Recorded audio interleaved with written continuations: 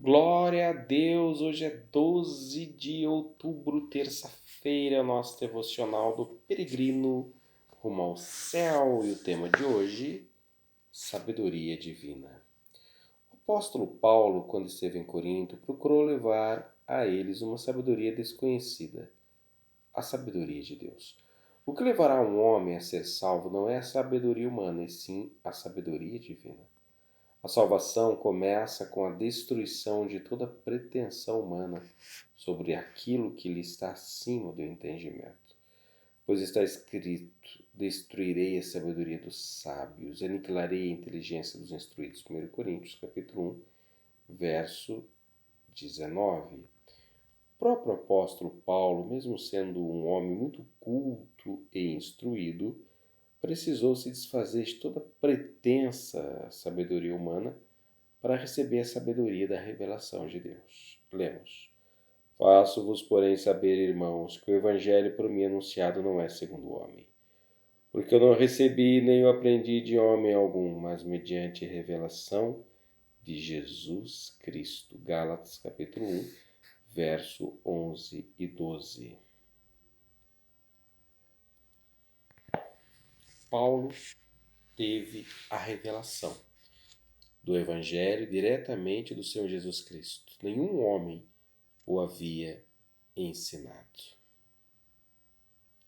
Para Paulo ter acatado a revelação de Jesus, ele teve que se despojar dos seus próprios conceitos e ideias. Os gregos buscavam sabedoria, e Paulo atesta isso, porquanto tanto os judeus pedem sinais como os gregos buscam sabedoria. 1 Coríntios 1, verso 22.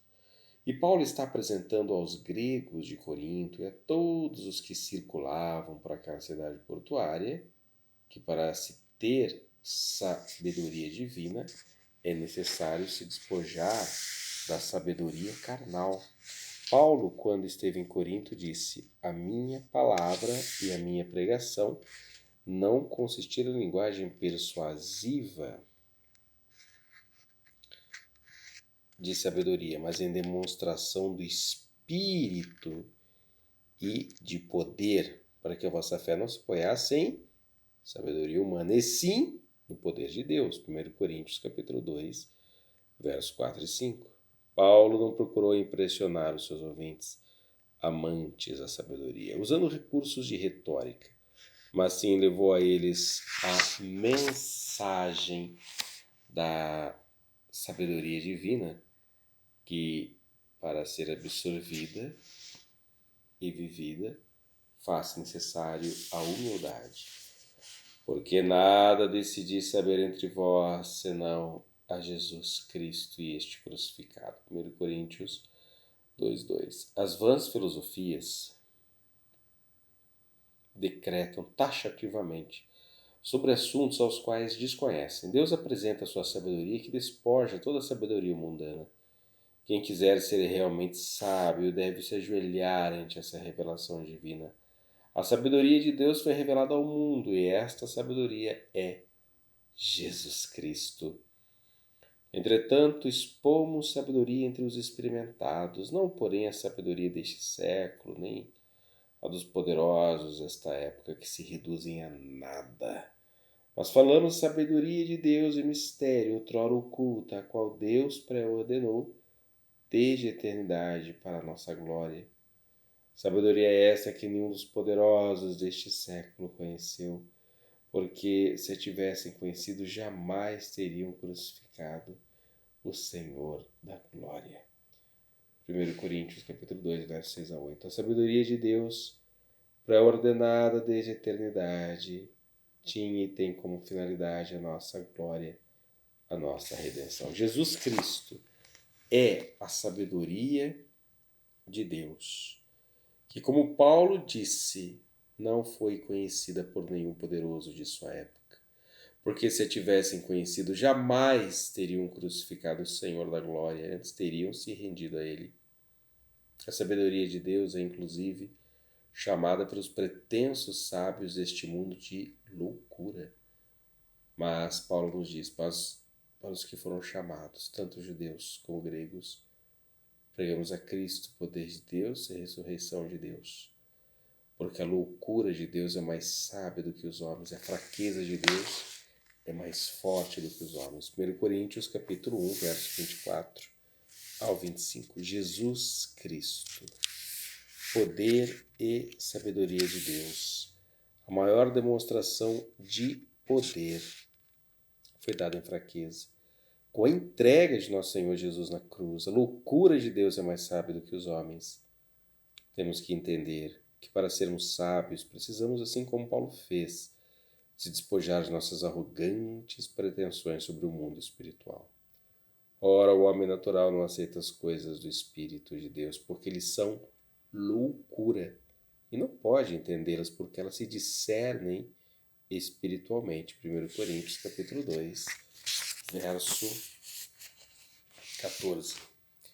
O homem natural, ou seja, aquele que não aceita a origem sobrenatural de si mesmo, irá encarar as coisas do Espírito de Deus como lhe sendo loucura, pois não podendo aceitar que existe a realidade espiritual, não irá também aceitar a revelação de Jesus Cristo.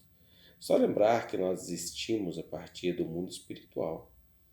Antes do mundo natural, existe o espiritual, o originador do mundo natural.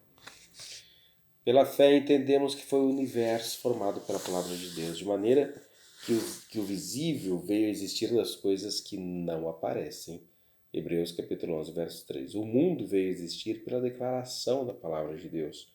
Não estamos aqui falando da sabedoria que Deus deu ao homem no campo do conhecimento científico, mas sim da sabedoria espiritual, que só pode ser alcançada através do despojamento dos nossos preconceitos com relação a Jesus Cristo. Ninguém se engane a si mesmo. Se alguém dentre vós tem por sábio neste século, faça-se estulto para se tornar sábio. 1 Coríntios capítulo 3, verso 18. A palavra que o apóstolo Paulo traz é forte. Ele está dizendo que para alguém ser sábio espiritualmente tem que admitir o que não apresenta tendo que admitir que não apresenta um bom discernimento sobre o mundo espiritual, que com relação a esse assunto é totalmente ignorante. Quando a pessoa chega a ter essa atitude sábia, negando ser sábio sobre o que desconhece, aí ela poderá aprender de Deus, de Cristo, a sabedoria de Deus e passará a ser sábio.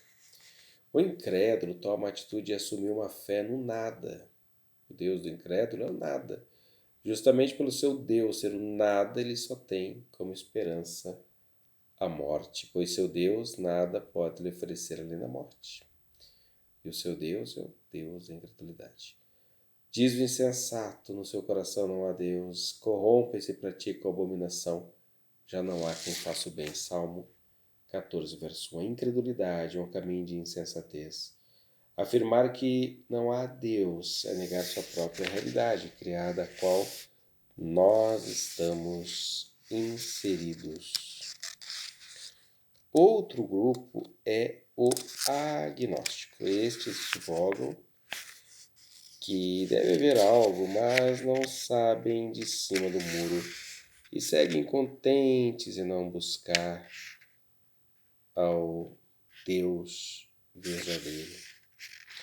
Do céu olha o Senhor para os filhos dos homens, para ver se há quem entenda, se há quem busque a Deus. Salmo 14, verso 2. Que grupo você faz parte? Daqueles que se contentam com sua própria ignorância e não procuram se livrar dela, ou com os insensatos que taxativo afirmam que Deus não existe, mesmo que não tenham sabedoria para afirmar tal coisa, pois não podem provar sua afirmação, embora estejam dispostos a comprometer seu destino eterno seguindo esta maligna ideia. Também temos um grupo dos sábios, segundo este século, onde afirmam coisas sobre Deus e o mundo espiritual, sem base alguma, baseados apenas em suas próprias conjecturas. A sabedoria de Deus foi revelada ao mundo, e essa sabedoria é Jesus Cristo. Como Deus é, como Deus pensa e age, você quer saber, basta olhar para os evangelhos, pois Jesus é Deus encarnado. Só um caminho para sermos sábios espiritualmente, esse caminho é o Senhor e Salvador Jesus Cristo. Porque a prova é Deus, que nele, ou seja, em Jesus, né, residisse toda a plenitude, e que havendo feito a paz pelo sangue da sua cruz, por meio dele reconciliasse consigo mesmo todas as coisas que sobre a terra, quer sobre a terra, quer no céu. Colossenses 1:19-20. A sabedoria está ao teu alcance. Jesus Cristo, sabedoria de Deus, através do sangue derramado na cruz, reconciliou consigo mesmo todas as coisas, inclusive tua vida. Basta agora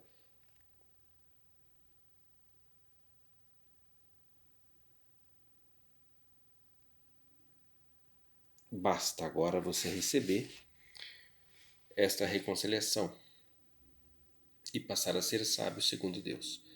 Vale a pena sermos loucos segundo o mundo, mas sermos sábios segundo Deus.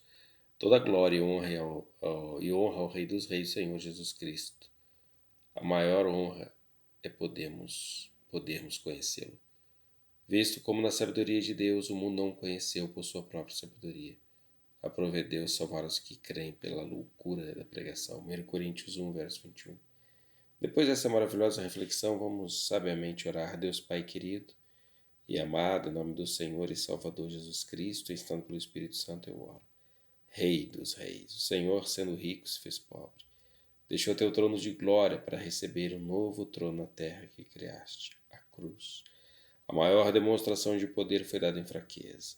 Os que julgaram loucura foi a sabedoria pré-ordenada desde a eternidade. Felizes aqueles que são sábios e se rendem à tua reconciliação, pois estes seguirão o caminho da glorificação por toda a eternidade. Obrigado, Senhor Jesus. Glória a Deus. Amém. E é isso mesmo, né? Nós podemos aí neste mundo sermos esquecidos, desprezados, mas estando com Deus, não. Então o que nós temos que fazer é permanecer na presença do Senhor. E aí sim, nós vamos experimentar estas vitórias impactantes. Vamos orar ao Senhor. Pai, obrigado em nome de Jesus por essa palavra. Abençoa, Senhor, esta terça-feira e que nós, ó Pai querido, adoremos sempre somente ao Senhor, somente a Ti seja o nosso Deus. Amém. Deus te abençoe e tenha uma terça vitoriosa. A noite tem reflexão da noite. Amanhã nós estaremos de volta, se Deus quiser. Tchau, tchau.